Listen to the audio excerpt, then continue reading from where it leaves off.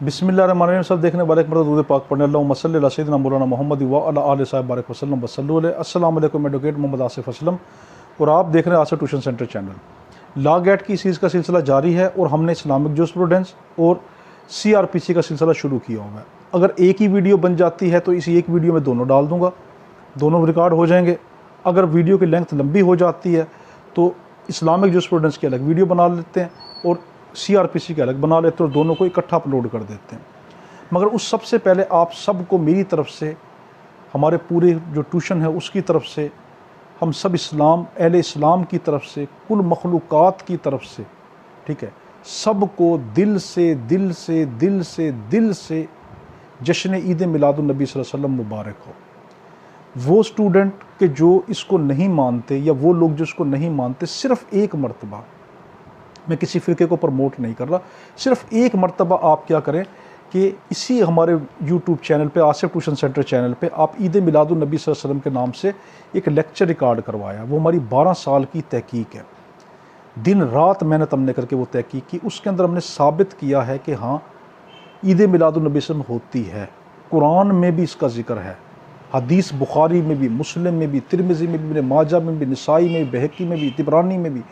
फिर इसका ज़िक्र उन लोगों ने ये मनाया, सिर्फ इन हदीसों में ज़िक्र नहीं है, बल्कि उन लोगों ने इसको मनाया कि जो हदीस लिखने वाले इमाम हैं, जिन्होंने हदीसें लिखी हैं, जिन्होंने हदीसों पे शरह की है, जिन्होंने हदीसों की सेहत निकाल ली है, उनका ज़िक्र है कि उनकी किताबों के मैंने सफ़ा नंबर तक लिखे हैं कि जो लोग कहते हैं कि ये नहीं मनानी चाहिए, उसमें पूरे सबूत हैं। आप एक मरतबा ज़रूर देखें। और मैं LLB के स्टूडेंट से तो और हर स्टूडेंट से ये रिक्वेस्ट करूँगा कि वो सच्ची नीयत के साथ ये करें कि ऐ अल्लाह ताला, मैं तेरे नबी सल्लल्लाहु अलैहि वसल्लम की मोहब्बत के अंदर आकर इस वीडियो को एक ज़रिया, एक वसीला बनाकर तेरी बारगाह में पेश कर रहा हूँ। मैं इसको देख रहा हूँ, अगर ये हक़ है, सच है जो आसिफ ने कहा है, तो मेरे जहन में आप सल्लल्लाहु अलैहि वसल्लम की इस ईद मिलादुन नबी सल्लल्लाहु अलैहि वसल्लम से रिलेटेड मोहब्बत को डाल दे।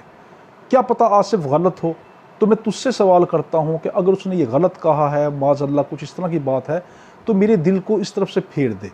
मगर मुझे ईमान है, क्योंकि मैंने 12 साल मेहनत की है, सिर्फ मैंने नहीं की, मेरी पूरी टीम ने मेहनत की है। आप उसको देखेंगे, आप खुद कहेंगे कि हाँ, ईद मिलादुन नबी सल्लल्लाहु अलैहि वसल्लम होती है, क्योंकि एक हवाला नहीं, पता नहीं कितने हवाले, और ये हवाले मैंने सिर्फ 25% दिए हैं। अभी हमारी किताब आ रही है, उसके अंदर हवाले अलग हैं। किताब से याद आ गया, क्योंकि ईद मिलादुन नबी सल्लल्लाहु अलैहि वसल्लम का दिन है और ये सबसे बड़ा खुशियों का दिन है, ईदों की भी ईद है, ठीक है। तो एक मेरे मौसन हैं, मेरे भाई हैं, मैं उनका नाम शो नहीं कर रहा, उनके हक़ में और उनकी फैमिली के हक़ में, उनकी पूरे कारोबार, उनकी पब्लिशिंग कंपनी के हक़ के अंदर बहुत दुआ करें, बहुत दुआ करें, बहुत दुआ करें।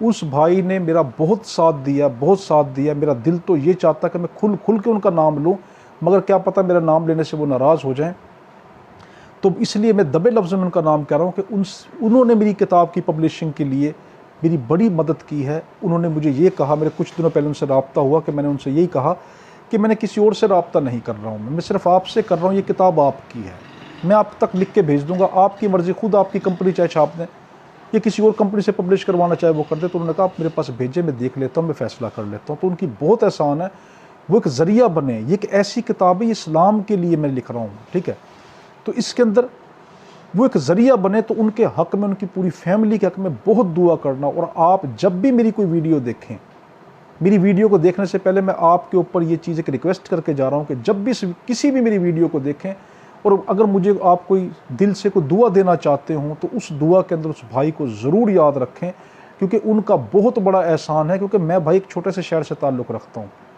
मैं कुछ भी नहीं हूँ, मुझे नहीं पता पब्लिशिंग क्या होती है, कैसे होती है, क्या, मैंने तो सिर्फ एक तहकीक की लिख दी। अब आगे ये मराहिल क्या गुजरते हैं, मैंने उन पे छोड़ दिया, वो जाने, उनका काम जाने, मैंने तो उन पे डाल दिया, ठीक है। तो आपने क्या करना, उनके हक़ में हमेशा दुआ करनी, उनकी पब्लिशिंग कंपनी के लिए, उनके तमाम अमले के लिए, उनके घर वालों के, रिश्तेदार, उनके अहबाब, सब के लिए दुआ करनी। तो यहाँ से अब हम शुरू करते हैं। हमारे पास आता क्यास और एनालॉजी क्या होता है। क्यास और एनालॉजी का मतलब, देखो लागत में आपसे ये लफ्ज़ पूछेगा, क्यास की जगह पे लिखेगा कि क्यास का मतलब क्या, एनालॉजी होता है, आप कहेंगे हाँ होता है। फिर पूछेगा क्यास का मतलब है जुरिस्टिक डिडक्शन होता है, आप कहेंगे हाँ होता है, ठीक है। अब क्यास होता क्या है?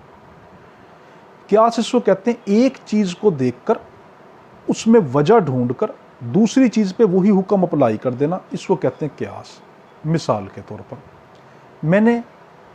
چلو میں آپ کو اپنی اسی ویڈیو سے بتا دیتا ہوں، عید میلاد نبی صلی اللہ علیہ وسلم سے بخاری شریف کی حدیث اور بہت تمام حدیثوں کے اندر آیا، آپ اس کی لسٹ اس میں دیکھ لینا۔ اس میں یہ کہا گیا، آپ صلی اللہ علیہ وسلم نے فرمایا کہ تمہارے تمام دنوں میں افضل ترین دن جمعے کا ہے، وہ اس لیے کیونکہ اس دن تمہارے باپ آدم علیہ السلام پیدا ہوئے، اس لیے یہ عید ہے، کیونکہ اس دن یہ فوت ہوئے اسی لیے بھی یہ عید ہے، اور اس دن سور پھونکا جائے گا اس لیے بھی یہ عید ہے، تو اس لیے تم مجھے جمعے والے دن جو ہے مجھ پہ کثرت سے درود پاک پڑھا کرو صلی اللہ علیہ وسلم، اللہم صلی اللہ سیدنا مولانا محمد و علی آلہ بارک وسلم وصلوا علیہ۔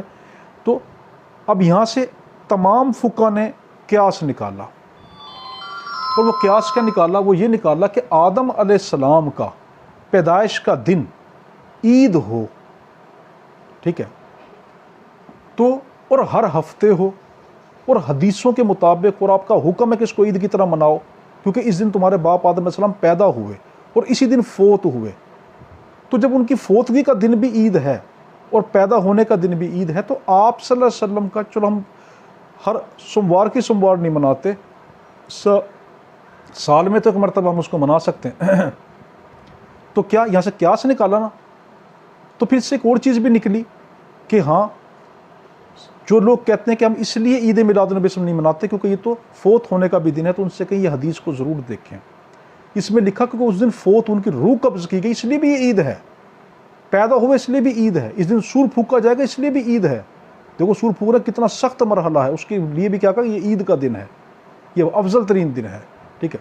تو کیا اس سے پتہ کیا چلا کہ نہیں، جب آدم علیہ السلام کا دن پیدائش کا عید ہو تو جن کے صدقے میں آدم علیہ السلام پیدا کیے گئے، جن کے صدقے میں کائنات پیدا کی، اللہ تعالیٰ حدیث پاک میں فرماتا ہے، اے نبی صلی اللہ علیہ وسلم مجھے قسم ہے اپنے رب ہونے کی، اگر میں آپ کو پیدا نہ کرتا تو اپنے آپ کا رب ہونا بھی ظاہر نہ کرتا، یہ حدیث ہے، ٹھیک ہے، اگر میں آپ کو پیدا نہ کرتا تو میں اپنا رب ہونا بھی ظاہر نہ کرتا۔ اتنی محبت ہے آپ صلی اللہ علیہ وسلم سے اللہ کو، تو اس ویڈیو کو جب اس محبت سے دیکھیں گے، اتنی محبت اللہ کرتا ہے، تو میں دیکھوں گا، آپ دیکھنا انشاءاللہ آپ کہاں سے کہاں چلے جائیں گے۔ میں نے آج تک میں جو کچھ ہوں، میں جس مقام یہاں تک پہنچا ہوں میرے بھائی، یہ آپ صلی اللہ علیہ وسلم کی محبت سے پہنچا ہوں، میں تو کسی کی پیشاب کے قطرے کے قابل بھی نہیں ہوں، کسی کا پیشاب کا قطرہ بھی مجھ سے بہت افضل ہے، میں تو بہت گندا انسان ہوں، بہت حقیر ترین ہوں، مگر جو تھوڑی بہت مجھے عزت ملی کہ مجھے 8 ڈگریاں اللہ تعالیٰ نے عطا کی ہیں، ٹھیک ہے، اس کے علاوہ گولڈ میڈلسٹ بنوایا، سلور میڈلسٹ بنوایا، ہر ڈگری میں مجھے فرسٹ پوزیشن آئی ہے، تو کیا یہ کس کی وجہ سے؟ ان کی وجہ سے، کیونکہ مجھے جو بھی تکلیف ہوتی تھی میں آپ صلی اللہ علیہ وسلم کو درود پاک پڑھ کے آپ کے نذرانہ پیش کر دیتا کہ یا نبی صاحب مجھے فلاں تکلیف ہے، مجھے فلاں پریشانی ہے، اب مجھے کتنے عرصے سے پریشانی چل رہی تھی کہ یا اللہ میری کتاب کو میں کس کو کہوں، کون ایسا شخص ہے کہ جو میری یہ ایک ذریعہ بن جائے، میں یہاں بیٹھا ہوں چھوٹے شہر میں بار بار چکر نہیں لگا سکتا، وہ لوگ پتہ نہیں کیسے ہوں گے کیسے نہیں، تو اللہ نے دیکھو اس بھائی کے ذریعے سے میرا ذریعہ بنوا دیا کہ آسانی سے گھر بیٹھے، میں نے کہا میں لکھ کے آپ کے تک بھیج دوں گا، آپ کا مسئلہ آپ جو چاہے کریں، انہوں نے کہا ٹھیک ہے میں دیکھ کے فیصلہ کر لوں گا، تو دیکھیں اللہ نے کروایا نا، تو اللہ ان کو سلامت رکھے، ان کو بہت خوش رکھے۔ تو کیا اس طرح کیا نام ہے، تو آپ تو یہ قیاس نکلا کہ ہاں جب وہ دن عید کا ہو سکتا ہے تو یہ عید کا کیوں نہیں ہو سکتا۔ اب آپ کو لا گیٹ میں کیا پوچھے گا، یہ پوچھا ہے کہ قیاس کا مطلب ٹو میجر ہوتا ہے، قیاس کا مطلب کوئی چیز ناپنا ہوتا ہے، آپ کہیں گے ہاں۔ پھر پوچھا ہے قیاس کا مطلب ٹو کمپیئر ہوتا ہے، کہ قیاس میں موازنہ بھی کر سکتے ہیں، آپ کہیں گے ہم قیاس میں موازنہ بھی کر سکتے ہیں، قیاس میں ایک حکم کو دوسرے حکم سے ناپ پہ میجر بھی کر سکتے ہیں۔ پھر آپ سے پوچھے کیا ہم قیاس کے اندر کوئی حکم کو ایسٹیمیٹ کر سکتے ہیں، اندازہ لگا سکتے ہیں کہ یہ اس طرح کا ہے، اندازہ لگا کے ہم قیاس کر سکتے ہیں، آپ کہیں گے بالکل کر سکتے ہیں۔ پھر آپ سے لاگٹ ہیں پوچھا کیا ہم کسی چیز کو قیاس میں ٹو ویٹ اپ کر سکتے ہیں، اس کے حکم کے وزن کو ناپ سکتے ہیں کہ یہ والا حکم تو اتنا وزنی ہے اور یہ والا حکم جو ہے یہ ہلکا ہے، ہاں ہم کر سکتے ہیں۔ اب ہے آپ سے یہ پوچھے گا لا گیٹ کے اندر کہ کیا قیاس ان کے اندر ہوتا ہے، کرمنل میٹر میں ہم قیاس کر سکتے ہیں، آپ کہیں گے کرمنل میٹر میں قیاس نہیں ہوتا۔ لا گیٹ نے پوچھا کرمنل میٹر میں قیاس ہو سکتا ہے، آپ کہیں گے بالکل بھی نہیں، یہ صرف عبادات، معاملات، سوشل یعنی صرف سوشل زندگی میں اور ریلیجس میٹر کے اوپر ہوتا ہے۔ اب آپ سے یہ پوچھے گا کہ کیا قیاس ایبروگیٹڈ ٹیکسٹ سے ہو سکتا ہے، وہ آیاتیں، وہ حدیثیں، وہ حکم، وہ معاملات جو کہ ایبروگیٹ ہوں، جو منسوخ ہو چکے ہوں، جو ختم کر دیے گئے ہوں، کیا ان ختم والی چیزوں کو ہم لے کر یہ کہہ سکتے ہیں کہ یہ کبھی ہوا کرتی تھی تو اس لیے میں اس پہ قیاس کر کے آج نیا حکم لگا رہا ہوں؟ نہیں، جو چیز ایبروگیٹ ہوگی اس پہ قیاس نہیں ہو سکتا، ٹھیک ہے، آپ یہ لا گیٹ میں لکھیں گے۔ آپ سے آگے پوچھے گا کہ قیاس کیا نام ہے ان چیزوں پہ ہو سکتا ہے کہ جو اسپیسیفائنگ ہو، کوئی خاص حکم ایک وقت کے لیے لگایا گیا ہو، کسی ایک شخص کے لیے لگایا گیا ہو، باقی کسی کے لیے نہ لگایا گیا ہو، تو ہم اس کے اوپر اس چیز کو دیکھ کے اپنے اوپر وہ قیاس کر سکتے ہیں؟ بالکل نہیں کر سکتے۔ جیسے آپ صلی اللہ علیہ وسلم کے پاس ایک بکری، ایک شخص آیا، اس نے کہا یا رسول اللہ صلی اللہ علیہ وسلم میں نے اپنے بکری کو جو ہے وہ عید سے پہلے عید کی نماز پڑھنے سے پہلے ذبح کر لیا۔ تو وہ لوگ سن لیں کہ جو عید کی نماز پڑھنے سے پہلے ذبح کرتے ہیں ان کی قربانی نہیں ہوتی۔ تو اس نے کہا کہ یا نبی صلی اللہ علیہ وسلم میں نے عید کی نماز پڑھنے سے پہلے اپنی جو ہے قربانی ذبح کر لی، اور آپ کا یہ میں نے حکم سنا ہے کہ آپ نے کہا کہ اس کی قربانی نہیں ہے، دوسرا بکری ذبح کریں۔ میرے پاس تو نہیں، میرے پاس تو ایک چھوٹی سی بکری، اس کی عمر 6 ماہ تقریباً لگ بھگ ہوگی، اور آپ کا تو حکم یہ ہے کہ 1 سال کی بکری ہونا ضروری ہے، تو میں کیا کروں؟ میرے پاس تو دوسرا ذریعہ نہیں۔ تو آپ نے کہا میں آپ کے لیے حکم کہتا ہوں کہ آپ 6 ماہ کی بکری کر دو، تو کیا یہ ہو جائے گی؟ اب یہاں سے دیکھو، یہ بھی حکم دیکھو کہ ہمارے نبی صلی اللہ علیہ وسلم کی شان تو دیکھو کہ وہ جو چاہے فیصلہ اللہ کے حکم سے کر دیتے ہیں کہ ہاں میں حکم دیتا ہوں آپ یہ کریں۔ پھر آپ حدیث پاک میں آیا، میرے پاس جنات آئے اور مجھ سے پوچھا ہم کیا کھایا کریں؟ میں نے کہا ہڈی اور گوبر کھایا کرو، ٹھیک ہے۔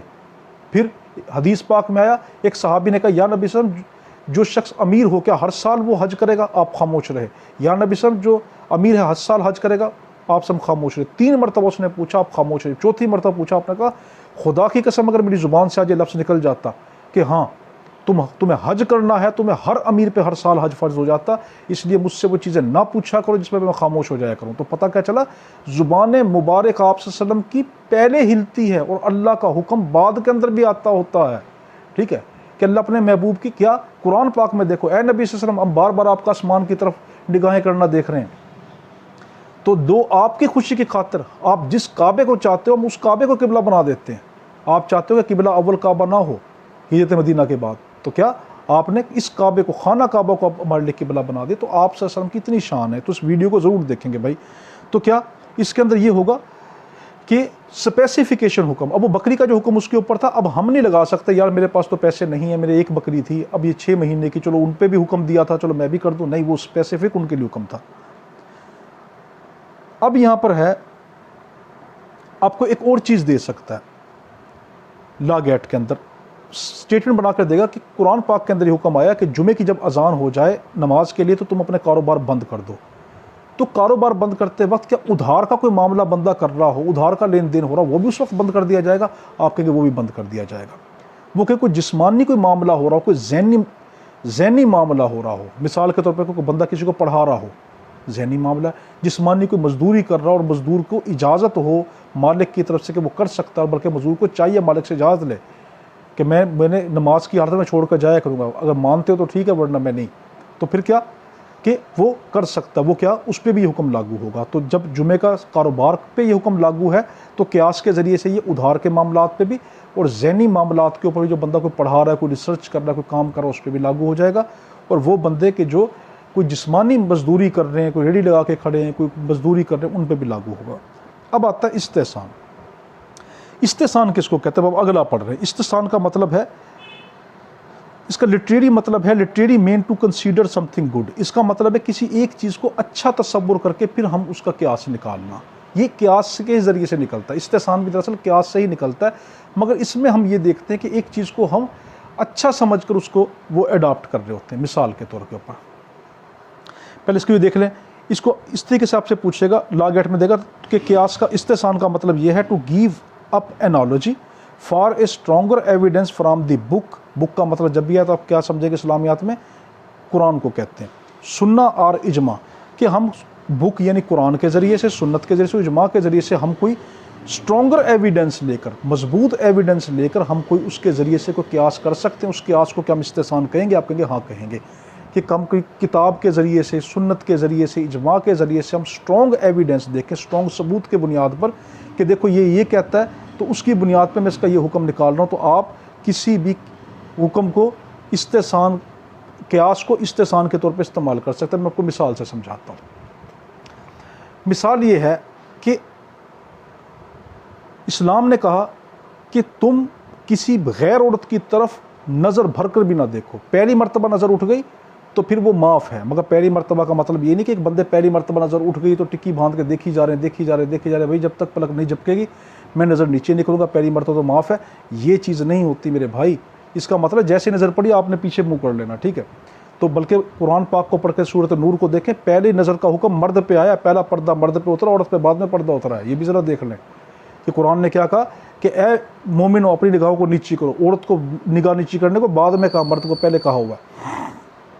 پھر ہماری اس پہ ریسرچ ہے پوری کہ ایسا کیوں کہا گیا، تو پھر ہم نے دیکھا کہ مرد جب عورت کو دیکھتا ہوتا ہے تو اس کا دماغ کام کرنا بند کر دیتا ہے کچھ سیکنڈز کے لیے، ٹھیک ہے؟ وہ ریسرچ جب کتاب میں آئے گی تو اس میں، تو اس کے اندر یہ دیکھیں کہ اب آدمی عورت کو نہیں دیکھ سکتا، دیکھنا دور کی بات، چھو تو سکتا ہے اس کو نہیں۔ اب یہاں پہ ایک چیز آ گئی کہ ایک عورت، پریگننٹ عورت ہے، ایک ایسے گاؤں کے اندر، ایک ایسی بستی کے اندر ہے جہاں پر کوئی اور لیڈی ڈاکٹر نہیں ہے، اور اس عورت کو لیبر پین ہو جاتا ہے، زچگی کا درد ہو جاتا ہے، بچے کی پیدائش ہونے والی ہوتی ہے، مگر اس کا اندر سے کیس بگڑ جاتا ہے کہ جب تک کوئی ڈاکٹر اس کو ہینڈل نہیں کرے گا تب تک وہ مر جائے گی۔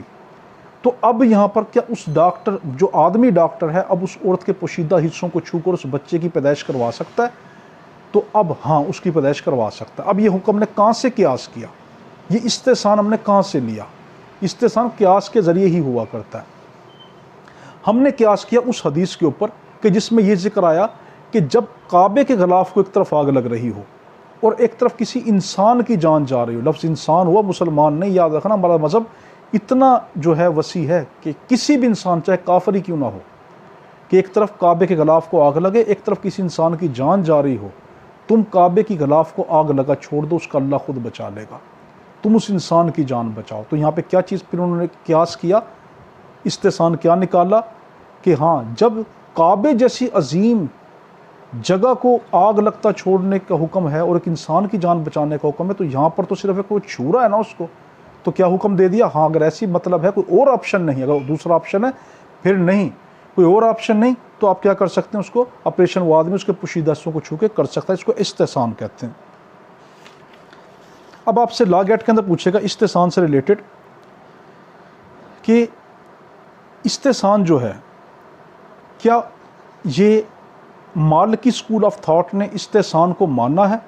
آپ کہیں گے ہاں، مالکی اسکول نے اور حنفی اسکول آف تھاٹ نے اس کو ماننا ہے۔ اب آپ سے یہ پوچھے گا لا گیٹ کے اندر کہ کیا کسی اسکول آف تھاٹ نے، کسی مکتبہ فکر نے اس پہ اعتراض بھی کیا، کریٹیسزم کیا؟ آپ کہیں گے ہاں، امام شافعی نے اس کے اوپر جو ہے کریٹیسزم کیا ہے، اور امام الغزالی نے بھی اس کے اوپر جو کریٹیسزم کیا۔ امام شافعی، امام غزالی نے اس پہ کریٹیسزم کیا۔ لا گیٹ پوچھ سکتا ہے کہ امام شافعی نے اس پہ کریٹیسزم نہیں کیا، دیکھیں آپ نے کیا ہے۔ آگے کہے گا امام غزالی نے کریٹیسزم نہیں کیا، آپ کہیں گے کیا ہے۔ تو کس نے؟ امام مالک نے نہیں کیا اس کے اوپر کریٹیسزم، اور امام ابو حنیفہ تو ویسے ہی اس کے فاؤنڈر ہیں، انہوں نے تو بنایا اس کو، وہ تو اس کو بہت زیادہ سپورٹ کرتے ہیں۔ اب لا گیٹ میں آپ سے پوچھے گا کہ کائنڈس آف استحسان، استحسان آپ سے پوچھے گا کہ استحسان تھرو ٹیکسٹ ہو سکتا ہے، کہ کسی کتاب کی تحریر میں کوئی چیز لکھی ہو، اس تحریر کو، ٹیکسٹ کو، اس متن کو دیکھ کر ہم اس سے کوئی مسئلہ عکس کر سکتے ہیں؟ آپ کہیں گے بالکل کر سکتے ہیں، تو ٹیکسٹ کے ذریعے سے ہم استحسان نکال سکتے ہیں۔ پھر لا گیٹ نے پوچھے گا استحسان on the basis of what is good, کیا ہم استحسان اس بنیاد پہ نکال سکتے ہیں کیا کوئی چیز اچھی ہے؟ وہ کتاب میں اس کا ذکر نہیں ہے، مگر ہم یہ دیکھیں کہ یار یہ چیز اچھی ہے، فائدہ مند ہے، تو ہم نکال سکتے ہیں؟ ہاں نکال سکتے ہیں۔ دیکھو ابھی میں نے مثال آپ کو بتائی ہے کہ ہاں، اچھا کیا ہے؟ اس عورت کی جان بچانا، تو ایک آدمی، میل ڈاکٹر اس عورت کو چھو سکتا ہے زچگی کے دوران، تو ہاں یہاں پہ گڈ کے ذریعے دیکھا تو یہ ہے۔ آگے سے آیا، آپ سے پوچھے گا لا گیٹ میں استحسان آن دی بیسس آف اجماع، کہ اجماع کی بنیاد کے اوپر استحسان ہو سکتا ہے؟ کہ لوگ نہ ٹیکسٹ میں ذکر ہے نہ ہم گڈ پہ دیکھ سکتے، کہ اجماع کے ذریعے ہم استحسان کر سکتے ہیں؟ بالکل کر سکتے ہیں۔ استحسان تو زیادہ تر ہوتا ہے، ہم نے پیچھے بھی آپ کو بتایا تھا کہ اسٹرانگ ایویڈنس کی بنیاد پہ، بک یعنی قرآن، سننا اور اجماع کی بنیاد پہ جو ہے استحسان ہوتا ہے۔ آپ سے لا گیٹ پوچھے گا استحسان آن دی بیسس آف قیاس خفی، کہ قیاس خفی کی بنیاد کے اوپر بھی استحسان ہو سکتا ہے؟ کہیں گے ہاں ہو سکتا ہے۔ سمپل مثال لے لیں اوجڑی کی، کہ اوجڑی کے متعلق پہلے یہ چیز آیا کہ اوجڑی نہیں کھانی چاہیے کیونکہ اس میں گندگی ہوتی ہے۔ جب مگر فقہ نے یہ دیکھا کہ اتنی زیادہ عام ہو گئی، اتنی زیادہ عام ہو گئی کہ لوگ اس کو کھانے لگ گئے، اور انہوں نے یہ کہا کہ نئے سے نئے طریقے ایجاد ہو گئے، چوننے کے ذریعے سے، کیمیکلز کے ذریعے سے، یہ اچھے طریقے سے آج کل اس کو دھویا جاتا ہے، صفائی کی جاتی ہے، اور امت اس کو چھوڑ نہیں رہی، وہ بہت زیادہ عام ہو گئی۔ تو اس کا ذکر بھی قرآن پاک کے اندر دیکھو نام لے کر نہیں آیا کہ تم انہیں اوجڑی نہیں کھانی، ٹھیک ہے؟ تو کیا یہ دیکھا کہ اتنی عام ہو گئی، اب قیاس خفی کیا گیا، کہ دیکھا گیا کیا بڑے بڑے جو امام ہیں وہ خاموش ہو گئے۔ جب بڑے بڑے امام خاموش ہو گئے اس بات پر، تو تو چھوٹوں نے اس کی خاموشی سے، قیاس خفی سے یہ نتیجہ نکالا کہ نہیں، اس کی اجازت دے دینی چاہیے۔ اب ان کے پاس کوئی شخص آتا ہے تو کیا کہتے ہیں، بھائی پہلے تو کھاؤ نا، اگر نہیں چھوڑ سکتے تو اس کو اچھی طریقے دھو کر کھا لیا کرو، تب اس کو کھانے کی اجازت دے دی گئی۔ اب ہے استحسان، تو کیا قیاس خفی کے ذریعے بھی استحسان ہو سکتا ہے؟ آپ سے لاگٹ نے پوچھا قیاس خفی کے ذریعے استحسان ہوتا ہے؟ آپ کہیں گے ہاں ہوتا ہے۔ پھر آپ سے لاگٹ نے پوچھے گا استحسان on the basis of necessity, کیا استحسان جو ہے وہ کسی ضرورت کی بنیاد پہ ہو سکتا ہے؟ آپ کہیں گے بالکل ہو سکتا ہے۔ پھر آپ سے پوچھے گا استحسان آن دی بیسس آف مصلحت کے تحت، کسی حکمت کے تحت استحسان ہو سکتا ہے؟ آپ کہیں گے ہاں۔ دیکھو نیسیسٹی کیا، وہی ضرورت، کہ ہاں ضرورت ہے ڈاکٹر کی تو استحسان ہو گیا۔ یہاں پہ کوئی مصلحت کے تحت ہو سکتا ہے؟ ہاں ہو سکتا ہے۔ دیکھو استحسان کیا، اللہ تعالیٰ کے متعلق ہم کوئی بھی کفریہ کلام نہیں کہہ سکتے، مگر جب اپنی جان بچانی ہو، یا آپ کو اتنی شدید بھوک ہو، دیکھو مردار کھانا حرام ہے، مگر شدید بھوک، آپ کو کوئی اور چیز نہیں مل رہی، تو اپنی جان بچانے کے لیے ہم کیا کر سکتے ہیں کہ ہم مصلحت کے تحت، ہم نے استحسان کیا نکالا، اپنی جان بچانے کے لیے صرف اتنی مقدار کھا سکتے ہیں کوئی حرام چیز کی کہ جو ہماری زندگی کو بچا لے، زیادہ نہیں کھائیں گے، صرف جان بچانے کے لیے تھوڑی سی مقدار کھائیں گے۔ اسی طریقے سے کوئی کفریہ کلامات ہم کو کہے گا کفریہ کلامات کو ہو تو ہم نہیں کہیں گے، مگر ہمیں جب یہ پتہ کہ ہمیں گولی رکھ کے سر پہ کھڑا ہوا ہے، اگر نہیں کیا یہ ہمیں جان سے مار دے گا، اب دل میں اللہ سے توبہ ڈر رکھتے ہوئے اپنی جان بچانے کے لیے آپ کفریہ کلامات کہہ سکتے ہو۔ پھر بعد میں مفتی کے پاس جائیں، ان سے فتویٰ لیں، میں نے اس طرح کہا تھا، اس کا میں کیا کروں، تو سچے دل سے پھر توبہ آپ کو کرنی پڑے گی۔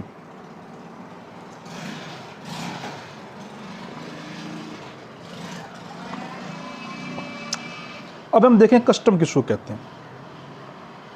کسٹم کس کو کہتے ہیں؟ ہم اگلا ٹاپک آ گیا کسٹم، یعنی رسم و رواج کو۔ تو custom means or practice that is common adopted and long enduring habit, یہ لوگوں کی لمبے عرصے سے انویئرنگ، نہ تبدیل ہونے والی ہیبٹ ہے، اس کو کہتے ہیں کسٹم۔ اب آپ سے لا گیٹ میں پوچھے گا کہ اسلام نے کسٹم، رسم و رواج کو اپنایا ہے؟ آپ کہیں گے ہاں اپنایا۔ کیا آپ سے لاگٹ نے پوچھے گا اسلام نے کیا ان رسم و رواج کو بھی اپنایا ہے کہ جن کے اندر کوئی خرابی تھی؟ آپ کہیں گے نہیں، ان کو نہیں اپنایا۔ تو آپ سے لاگٹ نے پوچھے گا اسلام نے کیا ان رسم و رواج کو اپنایا ہے کہ جو خراب تھے مگر ان کو ترمیم کر کے، موڈیفیکیشن کر کے اپنا لیا؟ آپ کہیں گے ہم اپنا لیا اسلام نے۔ دیکھو مثلا کہ عرب کے اندر اسلام سے پہلے جتنی چاہے شادیاں کرنا جائز تھی، مگر اسلام نے اس کو کیا اپنایا کہ 4 شادیوں تک اس میں ترمیم کر دی، چینج کر دی۔ کیا کہا 4 شادی ایٹ اے ٹائم آپ کر سکتے ہو، ہاں ایک فوت ہوتی رہی ہے، طلاق ہوتی رہی، پھر آپ کرتے ہو۔ بے شک کروڑوں عورتوں سے شادی کر لے ایک بندہ کہ ایک کے بعد ایک فوت ہو رہی ہے، طلاق ہوتی جا رہی ہے، کوئی اس طرح کا مسئلہ بن جائے تو ایٹ اے ٹائم 4 نکاح کر سکتا ہے، ایک کے بعد ایک آتا رہے، بے شک کتنی کر لے۔ تو اسلام نے کیا صرف نکالا، موڈیفیکیشن کی۔ وہ کہتے ہیں ایک ہی وقت میں آپ ہزاروں عورتیں رکھ سکتے ہیں، مگر اسلام نے کیا کہا ایک وقت میں 4 رکھیں گے۔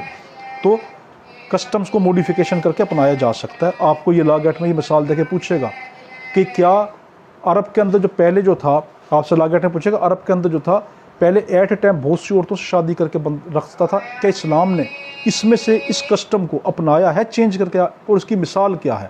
آپ کہیں گے اسلام نے اس کو اپنا لیا چینج کر کے، اس کی مثال ہے کہ ایٹ اے ٹائم 4 شادی کر سکتے ہیں۔ اب آپ سے لا گیٹ میں پوچھے گا ایک ویلڈ، ایک اچھا، ایک بہتر جو کسٹم ہوتا ہے اس کی کیا پہچان ہوتی ہے؟ آپ کہیں گے اٹ مسٹ بی اینشینٹ۔ پہلا کہ وہ بہت قدیم، جتنا قدیم کسٹم ہوگا اتنا زیادہ وہ اوتھینٹک، اتنا زیادہ لیگل ہوگا۔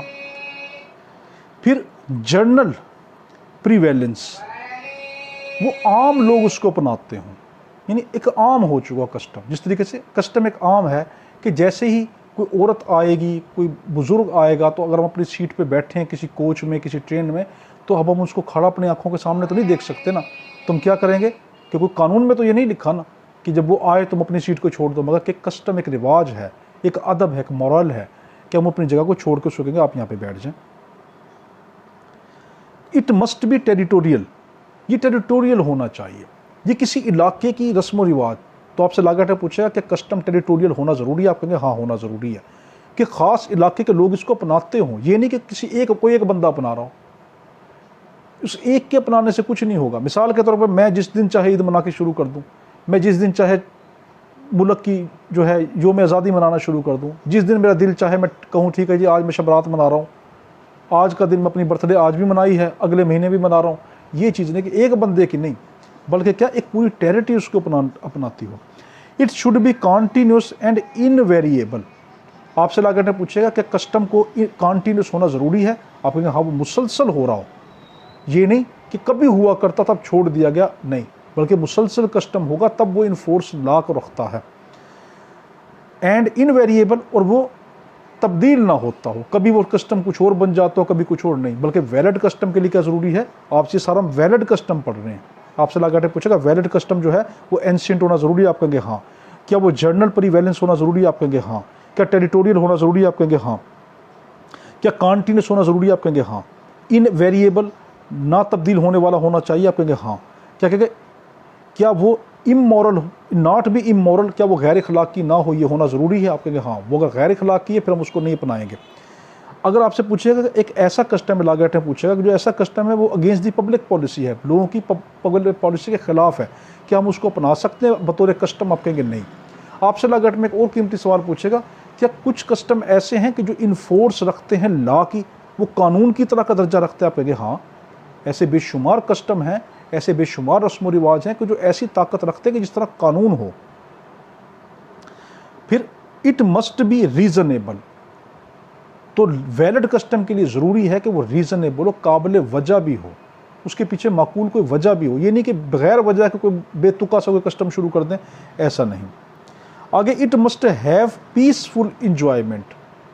आपसे लागे इसने पूछेगा, उल्ट बना के पूछेगा इसका कि ऐसा कस्टम जो पीसफुल इंजॉयमेंट नहीं करता बल्कि उससे कुछ बिगाड़ पैदा होता है, अब वो कस्टम वैलिड होगा या नहीं, आप कहेंगे वो वैलिड नहीं। उसकी वैलिड के लिए ज़रूरी है कि पीसफुल इंजॉयमेंट करता हो। आगे it must not be exercise by concealment nor bye लेसेंसी, ये छुप छुपा के ना किया जाता हो, ये इसके लिए कोई लेसेंस की ज़रूरत ना पड़ती हो, ठीक है। ऐसा कस्टम कि जिसको कोई लेसेंस की इजाज़त की ज़रूरत पड़े, वो वाला कस्टम नहीं होता कि इजाज़त आपको बार बार लेनी पड़े किसी अथॉरिटी से, जी आज ये कस्टम मैं अपना लूँ, आज ये रस्म व रिवाज में अपना लूँ, नहीं। ऐसा जो जनरल आम हो, किसी भी टाइम उसको अपना सकते हैं, वो कस्टम होता है। अब आपसे पूछेगा कस्टम को, लागत में पूछेगा कस्टम को हम क्यों अपनाते हैं, उसके पीछे रीज़न क्या होती हैं। तो पहली रीज़न है टू अवॉइड हार्डशिप। आप कहेंगे पहली वजह ये हम इसलिए कि हार्डशिप को अवॉइड करता है। रस्म व रिवाज जो चलते आ रहे हैं हम उन्हीं को अपनाते हैं। अब आज एक बंदा कुछ और रस्म व रिवाज करे, कल कुछ और रस्म व रिवाज करे, तो फिर वो रस्म व रिवाज कॉम्प्लिकेटेड पैदा कर देंगे। बंदा किसी और चीज़ के लिए, फॉर एग्जांपल जो हमारी शादियों में रस्म व रिवाज होते हैं, ठीक है जी, कि हाथों पे मेहंदी लगा रहे होते हैं, क्या नाम है, दूध पिलाई की रस्में हो रही होती हैं, तो आज हम इस शादी के अंदर गए फॉर एग्जांपल, और वहाँ पर जबकि इस तरह की वो रस्म व रिवाज के जो इस्लाम के मनाफी हो बिल्कुल नाजायज़ हैं। जिस तरह शादियों में औरतें आदमियों के सामने नाच गाना करती हैं, शराबें पी जाती हैं, बिल्कुल हराम है, हराम है, हराम है। तो क्या, टू अवॉइड हार्डशिप, कि वो आसानी पैदा करते हो। जैसे दूध पिलाई की रस्म है, इसके अंदर कोई फहाशियत अगर नहीं है और पिलाई जा रही है तो जायज़ हो सकती है, मगर आप पहले मुफ्ती से फतवा लें। मैं कोई मुफ्ती नहीं हूँ भाई, मैं तो सिर्फ आपको एक रूल बता रहा हूँ कि हाँ, अगर उसमें फहाशी ना होती हो, आदमी औरतें इकट्ठे ना बैठे हों, तो वैसी अगर औरत आकर कोई इस तरह की वो करती हो, उसमें बेपर्दगी का कोई मसला ना हो, तो फिर तो जायज़ हो सकता, वरना नहीं। फिर है गारंटी टू कॉन्टीन्यूटी। तो जो पहला ये कि वो हार्डशिप को अवॉइड करता है।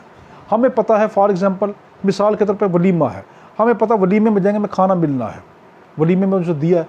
अब ऐसा कस्टम हो जाए एक वलीमे के अंदर हम घर से भूखे जाएँ कि ठीक है जी उस वलीमे में जाके खाना मिल जाएगा, वहाँ पे जाएं वो सिर्फ पानी पिला के, चाय पिला के चलो जो अपने घर चले जाओ, तो नहीं। एक रिवाज बन गया ना कि हाँ वलीमे में जिस टाइम जाते हैं, और बल्कि वलीमा रिवाज नहीं बल्कि आप सल्लम की हुक्म है। आपने कहा वलीमा करो चाहे एक बकरी ही क्यों ना हो। और दूसरा क्या कहा, तुम वलीमे की जब तुम्हें कोई दावत दो उसको कभी भी ना ठुकराओ, क्योंकि वलीमे की दावत में अल्लाह ने बरकतें रख दी, उसका एक खाने का ज़र्रा ज़र्रा बरकती है, तो उस खाने को ज़रूर खाओ, बल्कि तो आप सबको हुक्म है। और बल्कि वो वलीमा जो वलीमा कहते हैं हकीकत में किसको है, उसको वलीमा को कहते हैं कि जो मियाँ बीवी जो रात को अपनी शब गोशी करके अपनी रात गुजारते हैं, उसके बाद जो अगला दिन सुबह चढ़ता है वो वलीमे का होना चाहिए। अब हम जो 5-6 दिन का गैप जो डाल के लोग कर देते हैं, कोई मजबूरी हो लीगल, तो वो नहीं, वरना फिर वो वलीमा नहीं कहलाता होता, वो एक नफली खरात बन जाता है। आगे है, तो पहला क्या, टू अवॉइड हार्डशिप, के जो कस्टम है वो हार्डशिप को अवॉइड करता है। दूसरा, टू गारंटी फॉर कॉन्टीन्यूटी, ये गारंटी बन जाता है कॉन्टीन्यूटी की, कि एक चीज़ गारंटी है कि ये ऐसा होगा, ये मुसलसल होगा। मिसाल के तौर पर एक कॉन्टीन्यूटी आपकी बन गई, आपको ये पता है कि हाँ इस टाइम के ऊपर जो है इस कुएं से हम पानी भर सकते हैं, اور اس ٹائم پہ ہم یہ پانی نہیں بھر سکتے، تو یہ گارنٹی بن گئی نا کہ رسم و رواج ہے کہ اس کنویں سے اس ٹائم پہ یہ والا قبیلہ پانی بھرے گا، اس ٹائم پہ یہ والا قبیلہ پانی بھرے گا۔ پھر it is material for law, یہ بڑا قیمتی ہے۔ لا گیٹ میں آپ سے پوچھا ہے کیا کسٹم میٹیریل سورس ہے لا بنانے کے لیے؟ آپ کہیں گے بالکل ہے، کسٹم جو ہے وہ میٹیریل سورس ہے، اور انگریزی قوانین جتنے بھی ہیں وہ سارے کنونشن ہیں، ٹھیک ہے۔ آپ نے جو constitution of U S A, constitution آپ نے کیا نام ہے جو انگلینڈ کا پڑھا ہے انگلش کانسٹیٹیوشن، اس میں آپ نے دیکھا نا وہ سارے لوگ کنونشنل ہیں، وہ روایتی ہیں، اپنے بڑوں کی رسم و رواج کو نہیں چھوڑتے۔ آگے آپ سے یہ لا گیٹ میں پوچھے گا کہ پری اسلامک کسٹم جو کیا تھے، پری اسلامک کسٹم کے اندر آپ کو لا گیٹ میں یہ بنا کے پوچھے گا کہ پہلے یہ کسٹم تھا کہ ایک آدمی جتنی عورتوں سے چاہتا تھا شادی کر لیتا، میں آپ کو بتا بھی چکا ہوں، تو کیا اب وہ جائز؟ آپ کہیں گے نہیں، ہاں زیادہ عورتوں سے، ایک سے زیادہ عورت سے شادی کر سکتا ہے، مگر ایٹ اے ٹائم 4 عورتوں سے کر سکتا ہے۔ اب آپ سے کہے گا کہ اسلام نے ڈاور جو تھا، جو جہیز جو تھا، یہ پری اسلامک کسٹم تھا، کیا ابھی بھی یہ اپنایا ہے؟ ہاں، مگر اسلام میں اس کا الٹ ہے، اسلام میں بیٹی والا نہیں دیتا بلکہ بیٹے والا دیتا، وہ اپنی ضرورت کے تحت جو وہ چاہے وہ کر سکتا ہے۔ مگر یہاں پہ کیا ہے، پوری لسٹیں بنا کے دے دی جاتی ہیں، جی مجھے کار بھی چاہیے، مجھے موٹر سائیکل بھی چاہیے، میرے گھر میں فلاں چیز کی بھی کمی ہے۔ بھائی آپ اس کی بیٹی لینے کے لیے جا رہے ہو، کوئی مارکیٹ سے سودا نہیں کرنے جا رہے، جو جس کا دل چاہے وہ دے سکتا ہے۔ آج ہماری بہنیں، ہماری بیٹیاں کیوں کواری بیٹھی رہ گئی ہیں؟ صرف اس کاش یہ گورنمنٹ اس طرح کرے کہ ایسا لا پاس کر دے کہ ایک انسان جو ہے صرف ضرورت کا تحت دے، جو بی بی فاطمہ تو زہرا رضی اللہ تعالیٰ کا جو وہ تھا، اسی طریقے سے کیا سادگی سے اگر نکاح ہونے لگ جائیں تو آج کسی کی بیٹی کواری نہیں بیٹھے گی۔ اسلام آپ سے کہا کہ پنشمنٹ، اس پری اسلامک پنشمنٹ یہ تھی کہ دانت کے بدلے دانت، ہاتھ کے بدلے ہاتھ، آنکھ کے بدلے آنکھ۔ کیا اسلام نے اس کو اڈاپٹ کیا؟ آپ سے لا گیٹ نے پوچھے گا یہ کسٹم پری اسلامک ہے؟ آپ کہیں گے ہاں، قرآن نے خود کہا دانت کے بدلے دانت، آنکھ کے بدلے آنکھ، تو اسلام نے اس کو اپنا لیا۔ تو پھر اس کے بعد ہے قرآن پاک میں یہ کہا گیا، پھر آپ سے نہیں قرآن پاک کہہ رہا ہوں معاذ اللہ، تو کیا نام ہے، یہ کہا جائے گا کہ آپ کو لا گیٹ میں کہ انہیریٹنس کا جو تھا، پہلے یہ انہیریٹنس تھی، پری اسلامک یہ انہیریٹنس تھی کہ جو کوئی شخص مرتا تھا اس کا جو سب سے بڑا بیٹا ہوتا تھا صرف وہی جداد رکھ لیتا تھا۔ کہ اسلام نے اس کو اپنایا؟ آپ کہیں گے بالکل نہیں اپنایا، اسلام نے اس کو ریجیکٹ کر دیا۔ تو سمپل ورڈنگ میں وہ کوئی بھی ایسا آپ کو کہہ دے کہ جو آپ کو یہ لگے کہ اس کے اندر کوئی برائی ہے، تو آپ کیا کہیں گے؟ اسلام نے اس کو نہیں اپنایا۔ اور اگر اپنایا ہوا ہے اور آپ کو وہ یہ دے دے کہ دیکھو یہ بھی تھا اور یہ بھی تھا، تو آپ کیا کہیں گے؟ یہ وجہ ڈھونڈیں گے کہ یہ چینج کر کے اپنایا ہے، یا جس طرح اسلام نے زیادہ بیویوں کی تعداد اپنا لی ہے، مگر کیا چینج کر کے کہ ایٹ اے ٹائم 4 جو ایسی تھی کہ جو غلط تھی وہ اسلام نے نہیں اپنائی۔ مثال کے طور پر پہلے لوگ عرب کے اندر یہ رواج تھا، پری اسلامک آپ ہسٹری پڑھیں تو اس کے اندر یہ تھا کہ ایک جو آدمی ہوتا تھا وہ اپنی بیوی کو ایسے آدمیوں کے پاس جو بڑے بڑے بادشاہ ہوتے تھے خوشی سے بھیجتا تھا کہ اس کے پاس رات گزار کراؤ، اور جب تم حاملہ ہوگی تو ہمارا نام روشن ہو جائے گا کہ یہ جو خاندان، اتنے بڑے خاندان کا جو بچہ ان کے جو ہے گھرانے میں پیدا ہوا ہے۔ تو اسلام نے اس کو سختی سے منع کر دیا۔ آگے ہے اجتہاد۔ اجتہاد کس کو کہتے ہیں؟ اجتہاد جو ہے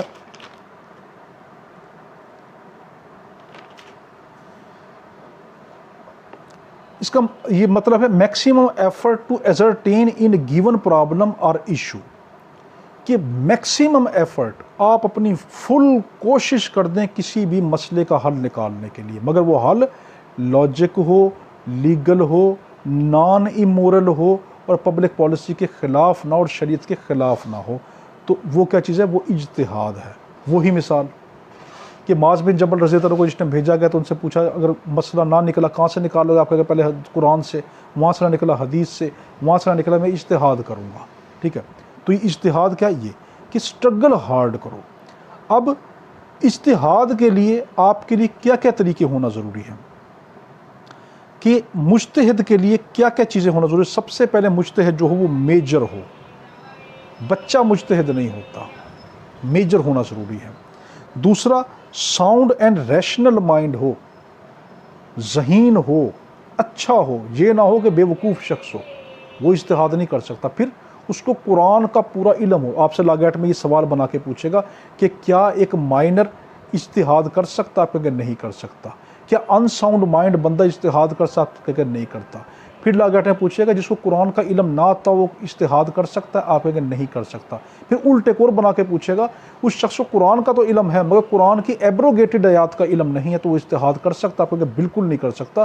اس کو قرآن کی منسوخ آیاتوں کا بھی پتہ ہوگا، قرآن کی یہ آیاتیں اب صرف ہم پڑھتے ہیں، اب اس پہ عمل نہیں کرتے۔ جس طرح رمضان شریف کی متعلق میں نے کل بتایا تھا کہ رمضان شریف میں اپنی بیویوں کے قریب نہ جاؤ، قرآن نے پہلے یہ کہا، بعد میں کا حکم دے دیا کہ اپنی بیویوں کے قریب رات کو جا سکتے ہو، روزے کی حالت میں نہیں جا سکتے، تو اس کو وہ پھر آپ سے لاگٹ پوچھے گا کہ ایک شخص کو حدیث کا علم نہیں ہے تو وہ اجتہاد کر سکتا؟ آپ نہیں کر سکتا۔ پھر آپ سے لاگٹ پوچھے گا اس کو عربی کی گرامر نہیں آتی وہ اجتہاد کر سکتا؟ آپ نہیں، جب تک عربی کی مہارت نہ رکھتا اس کو پتہ نہ اس حدیث کے اس لفظ کا کیا مطلب ہے، قرآن کی اس آیت کے اس لفظ کا کیا مطلب ہے، اس کو گرامر آنی چاہیے۔ پھر وہ آپ سے پوچھے گا ایک شخص کو سوشل معاملات کا نہیں پتہ، کیا وہ اجتہاد کر سکتا؟ آپ کہیں گے بالکل نہیں کر سکتا۔ پھر آپ سے لاگٹ پوچھے گا ایک شخص ایسا ہے کہ جس کو اپنے آپ پہ ضبط نہیں ہے، ٹھیک ہے، اپنے آپ پہ کنٹرول نہیں کر سکتا، ہائی ٹیمپر شخص ہے، ہر وقت غصے میں آ جاتا ہے، چھوٹی سی بات بھٹک پڑتا ہے، کیا وہ اجتہاد کر سکتا؟ نہیں۔ کیوں؟ وہ کیوں اجتہاد نہیں کر سکتا کہ اس کو تھوڑی سی چیز پہ غصہ دلا دو وہ اس چیز کے خلاف ہو جائے گا، وہ حق سے بھٹک جائے گا۔ تو ٹھنڈے مائنڈ کا بندہ، پختہ مائنڈ کا بندہ وہ کر سکتا ہے۔ تو پھر آپ سے لاگٹ کے ایک اور چیز پوچھے گا کہ جو اجتہاد ہوتا ہے کہ اس کے لیے اس شخص کو جو بیسک بنیادی پرنسپل ہے فقہ کے وہ ہونا ضروری ہے یا پورا کا پورا فقہ آنا ضروری ہے؟ تو آپ کم از کم بیسک فقہ تو مسٹ ہے، ورنہ ہائیسٹ فقہ کا اس کو علم، اگر فقہ کا اس کو علم نہیں ہے وہ اجتہاد نہیں کر سکتا۔ یاد رکھنا فقہ کا علم نہیں تو وہ اجتہاد نہیں کر سکتا، کیونکہ فقہ بہت کمپلیکیٹڈ چیز ہے۔ ایک اور آپ سے لاگٹ پوچھے گا اس کو قرآن پاک کا تو علم ہے مگر قرآن پاک کی آیاتوں کے نازل ہونے کا، شان نزول کا علم نہیں ہے، ٹھیک ہے، اس کو ریزن فار جو ہے ریولیوشن کا علم نہیں ہے، تو آپ کہیں گے وہ بھی اجتہاد نہیں کر سکتا۔ تو آج ہم نے یہاں تک کا دیکھا، کیونکہ ویڈیو 37 منٹ کی ہو چکی ہے، تو آج ہم نے یہاں تک کا دیکھا کہ ہم نے اس کے اندر اجتہاد تک کا کیا۔ تو اگلی جو ویڈیو ہوگی ہماری اس کے اندر ہم اور دیکھیں گے، کیونکہ میں آپ کو ڈیپ میں پڑھا رہا ہوں۔ کیوں پڑھا رہا ہوں؟ آپ کم از کم ان اسٹوڈنٹ سے پوچھ لیں کہ جو بار بار لاگیٹ کو ریپیٹ کر چکے ہیں، وہ آپ کو یہی کہیں گے ہر مرتبہ اسلامک جو اسٹوڈنٹس میں سے بڑے بڑے ٹیچر پکار رہے ہیں کہ ہم پڑھاتے کچھ ہیں نکلتا کچھ، اس لیے پھر میں نے فیصلہ کیا کیا، میں آپ کو اس ٹیکسٹ سے ہی پڑھا رہا ہوں، جو ٹیکسٹ ہے میں نے ٹیکسٹ بک سے ہی آپ کو پڑھا رہا ہوں۔ تو اس کا فائدہ کیا ہے کہ اس ٹیکسٹ سے تو باہر نہیں نکلے گا نا وہ۔ اسٹوڈنٹ کیا کرتے ہیں وہ ریپیٹڈ کویشچن کو کر رہے ہیں، میں آپ کو ٹیکسٹ سے پڑھا رہا ہوں، اس میں تھوڑا سا ٹائم لگ رہا ہے مگر ہم 20 نمبر اکٹھے لے کے چل رہے ہیں۔ اتنی آپ وہ رکھیں اعتبار کہ آپ کا لاگیٹ سے پہلے آپ کا یہ کورس کمپلیٹ ہو جائے گا، کم از کم 81 نمبر کا تو مسٹ کمپلیٹ ہو جائے گا، بلکہ 81 کم 90 تک کو انشاءاللہ لے جائیں گے، بلکہ پوری کوشش 100 تک کو لے جائیں گے۔ تو یہاں تک کا تو کویشچن تو کرنا۔ اللہم صلی علی سیدنا مولانا محمد و علی صحابہ وسلم وسلم۔ اللہ حافظ۔